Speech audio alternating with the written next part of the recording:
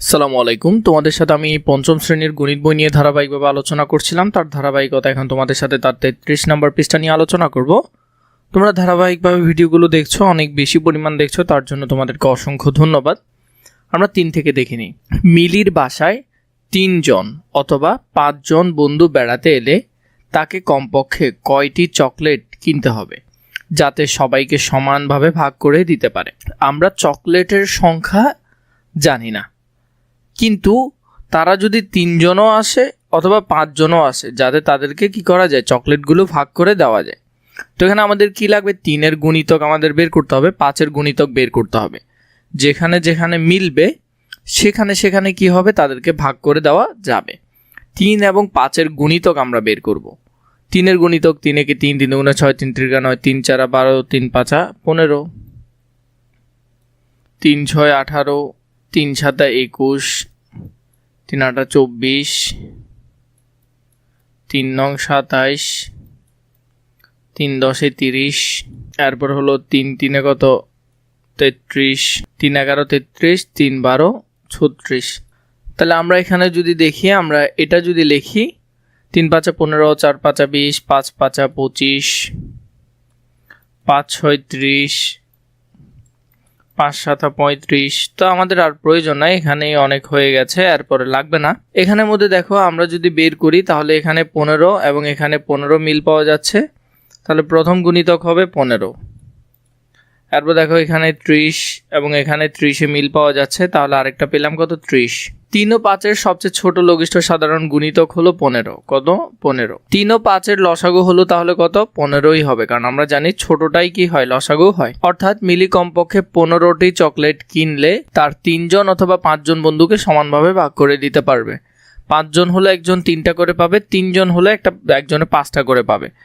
আমরা এই জন্যই হিসাবটা বের করলাম। 2 বা ততোধিক সংখ্যার সাধারণ গুণিতকগুলোর মধ্যে সবচেয়ে ছোট লঘিষ্ঠ সংখ্যাকে লঘিষ্ঠ সাধারণ গুণিতক বা লসাগু বলে। তাহলে লসাগু কাকে বলে আশা করি বুঝতে পারছো। এখান থেকে এটা পরীক্ষার জন্য কিন্তু খুবই ভালো করে পড়ে নিবে।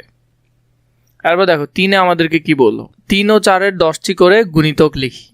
তো এখানে আমরা 10টা লিখবো, যেমন 3 3 দুগুণে 6, 3 ত্রিকা 9, 3 চারা 12, 3 পাঁচা 15, 3 6 18, 3 সাতা 21, 3 আটা 24, 3 নং 27, 3 10 30।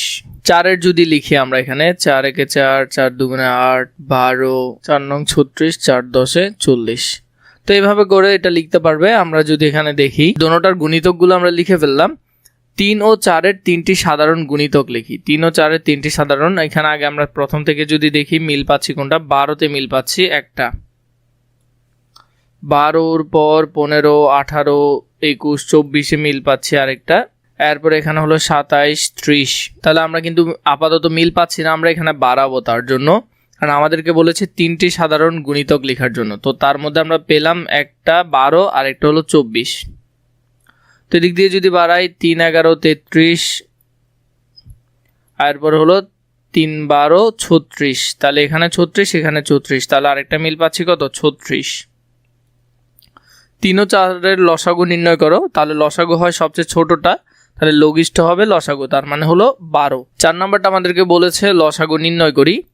1 নম্বরে 8 ও 12, 9 ও 12, 12 14, 7 6 15 20, এগুলোর আমরা কি বের করব, এগুলোর আমরা লসাগু বের করব। তাহলে আমরা যদি এগুলোর সমাধান দেখি, 8 এবং 12, 8 12 এর যদি বের করা হয়, 8 ও 12 এর, যেমন এখানে সবগুলো বের করা হয় নাই, কিন্তু 24টা আমরা বের করলাম, 12 দুগুণে 24, আর এদিকে যদি করো 8 8 দুগুণে 16, 3 আটা 24। তো এখানের মধ্যে 24 হলো তাদের লসাগু, এইভাবে করে এটা লিখতে পারবে।